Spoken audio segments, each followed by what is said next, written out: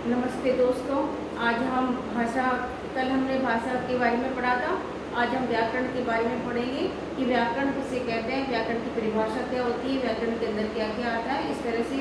तो हम व्याकरण का अर्थ समझते हैं। इसमें व्याकरण का अर्थ होता है विश्लेषण करना, किसी भी चीज़ को व्यापक रूप से समझाना, किसी भी चीज़ को व्यापक रूप से व्यवस्थित करना, इसका मतलब होता है। तो व्याकरण का अर्थ होता है भाषा का विश्लेषण करना, भाषा का विश्लेषण करना। ये व्याकरण का अर्थ होता है रचना को स्पष्ट बनाना, रचना जो भी हम लिखते हैं उसको स्पष्ट बनाना, ये व्याकरण का काम होता है। विश्लेषण करना, अपनी भाषा को किस रूप में बनाया है उसका विश्लेषण करना, भाषा का विश्लेषण करना, उसकी रचना को स्पष्ट रूप से बताना व्याकरण का काम होता है। अब आता है व्याकरण की परिभाषा कि व्याकरण की परिभाषा क्या होती है कि व्याकरण वह शास्त्र है, व्याकरण वह शास्त्र है जो हमें किसी भी भाषा को सुंदर लिखने और बोलने के नियमों का ज्ञान कराती है। मतलब व्याकरण वह शास्त्र है जो हम किसी भाषा को लिखने का और बोलने के नियमों का ज्ञान कराती है, उसको हम व्याकरण कहते हैं। बिना नियम के और जो हम कोई भी बात बोलते हैं या लिखते हैं तो वो इस पर समझ में नहीं आती, इसलिए व्याकरण के द्वारा हम उसके नियमों का अध्ययन करते हैं और बात को सही तरीके से बोलते हैं, जैसे कहाँ कर्ता लगना है, कहाँ क्रिया लगना है, कहाँ कर्म लगना है। तो इस तरह से व्याकरण जो है हमें स्पष्ट रूप से नियमों का अध्ययन कराती है, नियमों का ज्ञान कराती है व्याकरण। अब आता है व्याकरण ही एक ऐसा शास्त्र है जो भाषा को सर्वमान्य, भाषा को कैसे बनाती है, सर्वमानक बना के शिष्ट बनाती है और सम्मत बनाती है और स्थायी रूप प्रदान करती है। व्याकरण ही भाषा को सर्वमान्य बनाती है, शिष्ट बनाती है और स्थायी रूप प्रदान करती है। यदि व्याकरण नहीं थी तो कोई भी चीज़ हम लिखते ना तो वो इस पर समझ में नहीं आती। व्याकरण के द्वारा ही हम किसी भी चीज़ को व्यवस्थित रूप से लिखते हैं। अब आता है व्याकरण के अंग कौन कौन से होते हैं, व्याकरण कैसे बनती है, उसके अंग कौन कौन से होते हैं। तो ये सबसे पहले है वर्ण विचार। वर्ण विचार के अंदर वर्ण की आपको परिभाषा आनी चाहिए, वर्ण की परिभाषा आनी चाहिए, वर्ण के आकार प्रकार आने चाहिए। ये आता है वर्ण के आकार प्रकार कि वर्ण में क्या क्या होगा, व्यंजन आएंगे, स्वर आएंगे, क्या आते हैं, स्वर जो है ऐसे ए आ ई स्वर होते हैं, इनका आकार कैसा, इनका प्रकार कैसा है।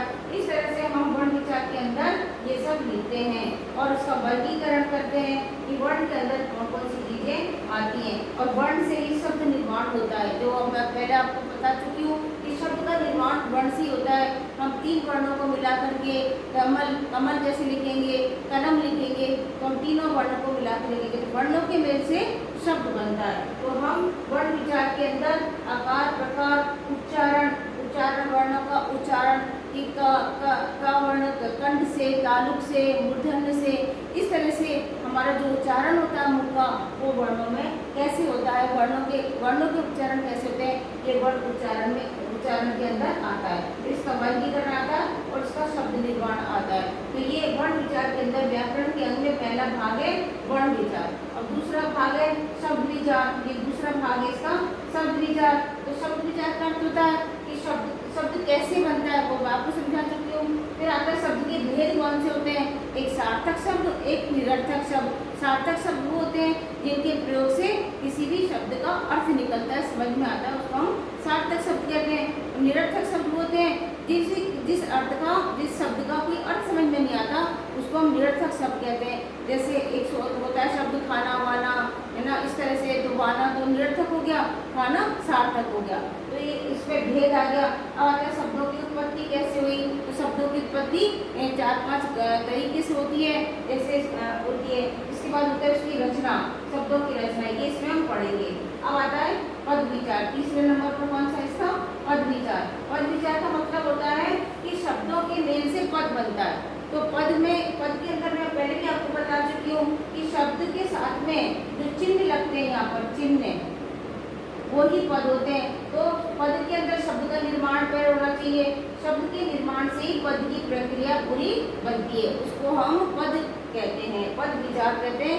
शब्द के निर्माण के साथ जो विभक्ति चिन्ह लगाते हैं उसको ही हम पद निर्माण प्रक्रिया कहते हैं। अब आता है वाक्य विचार।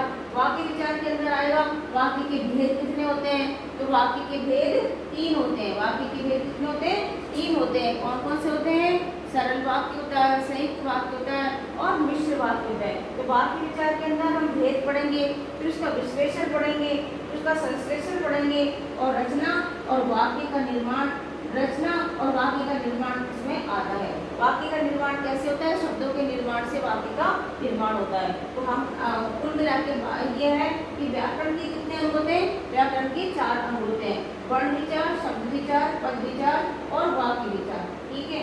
इसके बाद आता है लिपि किसे कहते हैं? तो लिपि किसे कहते हैं? लिपि का अर्थ होता है लिखित ध्वनि चिन्हों को। लिखित का अर्थ होता है लिखित ध्वनि चिन्हों को जो हम आकार दे देते हैं उसको हम लिपि कहते हैं। यानी मुंह से बोलने वाले जो शब्द होते हैं उनको हम किसी लिखित चिन्हों के माध्यम से व्यक्त करते हैं, उसको हम लिपि कहते हैं। लिपि माने होता है लिखित वाणी। हमारी लिखित वाणी जो है लिपि होती है। अब आता है लिपि कितने प्रकार की लिपियाँ होती हैं? तो लिपियाँ होती हैं लिपियाँ 3 प्रकार, 1 2 3 4 प्रकार की। प्रत्येक भाषा की अपनी लिपि होती है। तो हमारी भाषा कौन सी है? हमारी देवनागरी भाषा है। तो देवनागरी भाषा के अंदर कौन कौन सी लिपि आती है? इसकी देवनागरी हमारी जो लिपि है इसके अंदर जो भाषा है वो कौन सी है? नेपाली भाषा, मराठी भाषा, कोंकणी भाषा, संस्कृत भाषा, प्राकृत भाषा, अपभ्रंश भाषा और हिंदी भाषा। ये हमारी देवनागरी भाषा से ली गई है। सारी भाषाएं ली गई हैं। अब आता है रोमन लिपि। रोमन लिपि से अंग्रेजी ली गई है। फारसी लिपि, फारसी से उर्दू, पहले उर्दू में ही अधिकतर ग्रंथ उर्दू में लिखे जाते थे। गुरुमुखी से पंजाबी भाषा निकली है। इस तरह से ये जो हमारी लिपि है उसकी जो ये भाषा है। अब आता है कि देवनागरी लिपि की विशेषता क्या होती है? देवनागरी लिपि कैसे लिखी जाती है? तो देवनागरी लिपि बाईं से दाईं ओर लिखी जाती है। बाईं से इधर से हम लिखते हैं, यूं चलते हैं। तो बाईं से दाईं ओर लिखी जाती है देवनागरी लिपि। इसके ये लिपि उच्चारण के अनुसार लिखी जाती है। जैसा हम बोलेंगे वैसा उसको लिखा जाएगा।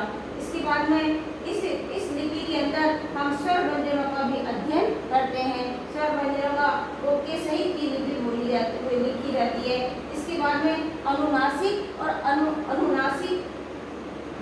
और अनुस्वार इनके चिन्ह अलग होते हैं इस लिपि के अंदर। ठीक है। और ये क्रम से लिखी जाती है। इस तरह से मैंने आपको आज ये भाषा और व्याकरण का चैप्टर खत्म किया और एक वीडियो भी यहाँ पर हम खत्म करते हैं। और हमको आशा है कि आपको समझ में आ गया होगा और आगे मिलते हैं, नेक्स्ट वीडियो में आगे मिलते हैं।